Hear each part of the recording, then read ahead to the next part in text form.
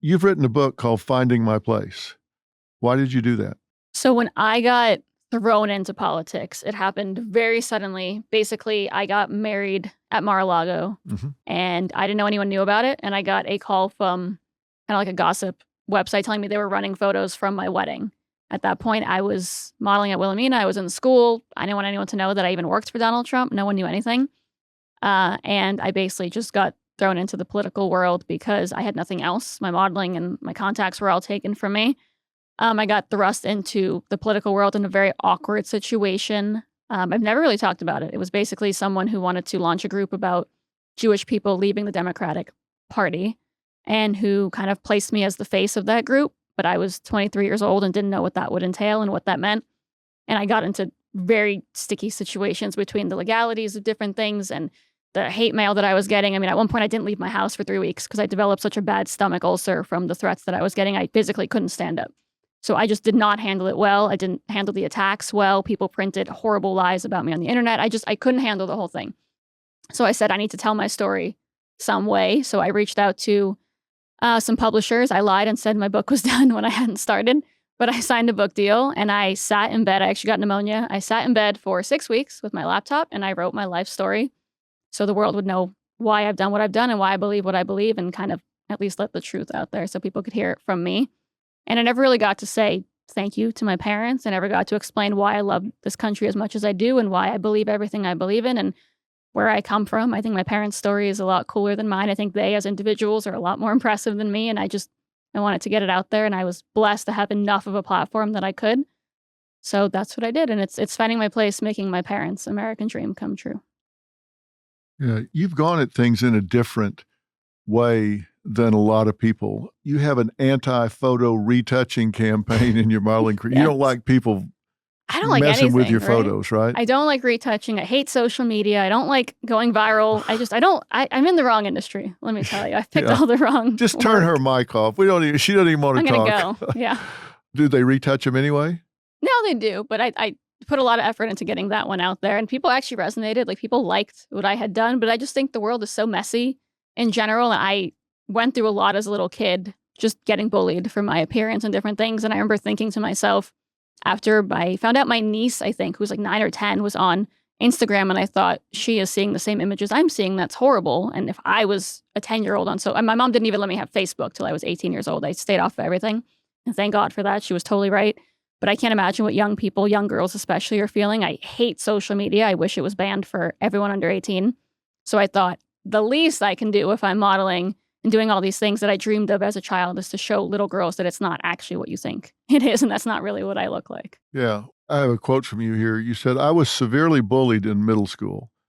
It's true. You said this to Boca Life magazine. I was 4'2", had buck teeth and a crazy blonde afro. I was captain of the math team. There was definitely a bit of bullying and no one wanted to date me. Well, you've certainly gotten your revenge. Yeah, you missed the unibrow in there. So let's talk about that too. No, I was a nerdy little kid, and I played the violin, and I was captain of the math team, and I didn't care about looks, and I didn't have them, even if I wanted to care about them. And I think in 8th grade, I ate lunch in the bathroom every day for 6 months because people just wouldn't talk to me, and they didn't like me, and I was bullied really badly for a lot of reasons, but I guess the looks were a big part of it because kids are cruel, and they start dating and doing what they're doing in 8th grade, and I just wasn't up to par, and they let me know, and I cried almost every day in 8th grade. But if I had had social media back then, that probably would have been 10 times worse. So that's kind of who I think about when I'm doing these modeling projects. Well, you certainly blossomed. When I prayed a lot. When did that happen? So like I said, I was supposed to go to the Olympics, the 2014 Olympics. I was a competitive figure skater my whole life. So I was homeschooled. I only had like 3 or 4 friends. All of them were other 13, 14-year-old girls. I didn't go to school. I didn't really know anything. And my life was kind of taken away from me. I tore my ankle. I tore 3 ligaments, 2 tendons, snapped my Achilles. Like my skating life was over. And we were in Florida at the time training, and we ended up moving back home to New York. And I was in a giant green cast from my toes up to my thigh for about 9 months. I was virtual schooled. I had no friends. I knew nothing. And I was this little girl who just wanted to get her cast off and like get asked out on a date by a guy or like make a friend or whatever it was. And I prayed really hard. It's embarrassing to say I actually prayed to God to just look better because that's all I wanted because everything was taken from me and I just wanted to be a normal teenage girl. And I got my cast off. I guess your body goes through a lot of things as a young athlete, especially like a gymnast or a figure skater. So because I wasn't training, I think I gained like 50 pounds. I grew about 9 or 10 inches probably in a year. Just my body, everything changed. And I guess God was looking out. And I got discovered by Wilhelmina that summer, basically, by a photographer in Central Park. And yeah, the rest is history. Yeah. Do you skate now? I do, yeah. I don't talk about it as much because basically, for some reason, when I went into politics, people chose to destroy everything I loved. I am fine with people criticizing my political opinions or wanting to debate or whatever else. But people went after my looks, my skating, my family, things that actually mattered to me. And my skating was number one. The stuff that I went through in my sport, I don't wish on anyone. I love that sport. I'm like tearing up thinking about it. I love the sport more than anything in the world. But I've gone through horrible things, from physical injuries to emotional stress to abuse from coaches, everything in between. And I worked really, really hard. Before that injury, I skated. I went to state games on a broken femur and I got 3rd place. I skated on broken toes. I had a skate to the head injury. I was the toughest little girl in the world and I gave my life to my sport. And for people to try to take that away from me because they didn't like my politics, that was really difficult for me. So I promised myself I would get back on the ice and I did. And I'm not as good as I was when I was, 15, but I do skate. Before I took this job, I skated about 5 hours a day. Now I don't have as much time, but really, I try to wake up at 5 a.m. and get to the rink before work when I can. When they were attacking you and trying to hold you down then, Yeah. How did they do it? Did they disguise it? Were they overt about it? Did they say why they were doing it, or were they just disguising it as criticism, not motivated by politics? Yeah. I mean, I remember there was one piece in The Forward, which is a Jewish piece. And for some reason, it hurts more like when your own attack you. But it made fun of me for supporting Donald Trump, which again, fine. I expected it. But I think one reporter actually said they reached out to one of my coaches who said, I never had a chance. I'm going to the Olympics. None of my coaches speak English. I have no idea who they could have reached out to. I don't know if they're lying or pretending or what it was, but no one would have ever said that. And you can debate me all day long. I don't care. It's perfectly fine.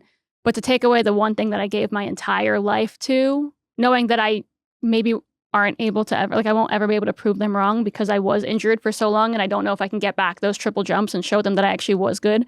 That really, truly broke me. Yeah. What do you say to yourself about it now? I cry a lot. It still gets to you. Oh, yeah. I think that's why I work so hard and everything else. I'm trying to replace the one dream I never made possible. Yeah. What do you focus on now? If you can't do that, what do you do to replace that? What is your dream? Dream is probably the wrong word. It's almost like when I fell in love with my husband, I realized every guy I dated before him wasn't love. It's kind of like that. Nothing is ever going to be a dream like that. Like when I discovered figure skating, I was like an 11-year-old girl who I printed the pictures of my favorite skater. I put them on every wall in my house. I didn't sleep. I worked out in the gym 10 hours a day. I would sneak out of my house to run Central Park at night without my parents knowing. I wanted to go to the Olympics more than I wanted anything in the world. So I don't think anything will compare. It's the first time I've gotten emotional since I started politics. Thank you. That's all right. Don't worry about it. I will say, if you make your parents proud, then I know that I'm fine. And they seem to be pretty proud of me right now. So I'm okay. But I wouldn't say I'll ever have, it's different. Dreaming versus just doing something really, really cool. Sitting with you is incredible. Being in the White House is incredible. Being on television is cool. Meeting a former, hopefully future president of the United States who I talk to a lot. Very cool. But it's never going to be a little girl with a dream, Well, that's kind of a pessimistic view. You don't seem like a pessimist, but then to have that view, that's kind of a pessimistic point of view. To say there will never be anything that will measure up to what you have. Says the girl who's sitting with Dr. Phil. No, I mean, my life is so cool to so many people. And I don't want to dismiss that because I think every day is a privilege, to get to sit on television. My parents came here with $90 each, right? They didn't have anything. And one generation later, here I am, right? I'm speaking at Madison Square Garden before Donald Trump in a few days. I am living a dream and I am more than grateful for it. I don't know if I'll ever feel the same way as like when a little girl falls in love with a, you know, it's just like it's special. Mm-hmm. Also, I'm yelled at all the time and people are mean, and the world's a lot harder when you're an adult versus a 10-year-old girl who wants to go to the Olympics. So yeah. I don't know. I don't think anything will compare, but that's okay because a lot of people don't ever get to experience that kind of love to begin with. Yeah. Well, you can be thankful for having what you did have. Yeah, and exactly. Who knows? You may have a 10-year-old daughter that you're coaching up to be a figure skater. And trust me, I was an athlete all my life, and I never had as much anxiety or joy as when my boys became athletes, and I was watching them instead of doing it myself. Right. I fear they're not. My mom is a very, very famous concert pianist. And my whole life I played violin. My brother played cello. That's all she wanted, obviously. And it did not work out at all. And we both became athletes. I fear it's going to be the same thing. My daughter's going to pick up the violin or something, and I won't be involved. And you know what? That'll be wonderful. As long as she's happy. Yeah, happy. exactly. Yeah. When you see her doing whatever she does or him doing whatever he does, you'll be thrilled to death.